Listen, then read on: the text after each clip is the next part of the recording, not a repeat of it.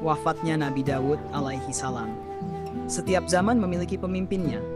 Setiap umat punya orang pilihan yang dijadikan panutan. Di antara mereka terdapat seorang raja sekaligus nabi yang dipilih langsung oleh Allah, yang bernama Daud alaihi salam. Seorang hamba yang saleh, seorang pemimpin agung, seorang raja yang ditaati, lembut hatinya namun tegas keputusannya. Nabi Daud alaihi salam bukan sekadar pemimpin biasa. Ia adalah raja sekaligus nabi. Lidahnya senantiasa berzikir. Suaranya begitu merdu sehingga burung-burung pun berhenti di udara untuk mendengarnya membaca Zabur. Dan gunung-gunung pun ikut bertasbih bersamanya. Sebagaimana dalam hadis yang diriwayatkan Imam Ahmad, Rasulullah Shallallahu Alaihi Wasallam mengatakan bahwa Nabi Daud adalah raja yang memiliki rasa cemburu yang besar terhadap keluarganya. Ia menjaga kehormatan rumahnya dengan penuh kesungguhan. Tak seorang pun boleh masuk ketika ia pergi. Pintu-pintu rumah dikunci rapat. Ia bukan hanya menjaga tahta, tapi juga menjaga kemuliaan rumah tangga. Setiap jiwa pasti akan merasakan kematian. Namun, bagi para nabi, kematian adalah perintah yang datang tanpa celah, tanpa kelemahan, tanpa hina. Itulah yang terjadi pada Nabi Daud alaihi salam, seorang raja agung, seorang nabi mulia, dan hamba yang syalih. Suatu hari, Nabi Daud keluar dari rumahnya seperti biasa. Istrinya akan menutup semua pintu rumahnya agar tidak ada seorang pun yang bisa masuk. Tapi beda pada hari itu. Terjadi sesuatu yang sangat aneh.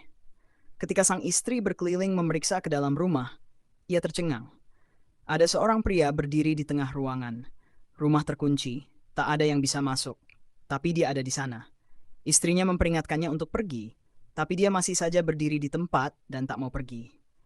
Tak lama, Nabi Daud pun pulang. Ia melihat lelaki itu berdiri tenang tanpa rasa takut. Daud menatapnya tajam dan bertanya, "Siapa kamu?" Lelaki itu menjawab, "Aku adalah yang tak takut kepada raja. Tak ada yang mampu menolakku." Maka Nabi Daud mengerti, "Engkau adalah malaikat maut. Selamat datang, wahai utusan Allah." Nabi Daud wafat dalam kondisi sehat, bukan karena penyakit atau kelemahan sebagaimana dituduhkan dalam Taurat yang diselewengkan. Ia tidak rentah, ia tidak lemah. Dan ia tidak memerlukan seorang gadis cantik untuk menghangatkannya, sebagaimana ditulis oleh para penyeleweng kitab. Ia wafat dengan mulia, dalam keadaan berdiri, menghadapi takdirnya sebagai seorang nabi. Ketika jenazah Daud telah dimandikan dan dikafani, matahari menyinari dengan teriknya. Maka Nabi Sulaiman selalu anaknya berkata, "Wahai burung-burung, naungilah ayahku." Lalu ribuan burung mengepakkan sayap, mereka membentuk naungan di langit. Bumi menjadi gelap, tak ada cahaya matahari yang menembus. Di antara burung-burung itu, seekor elang besar yang oleh Nabi Muhammad disebut Madrahiyah, membentangkan sayapnya paling lebar.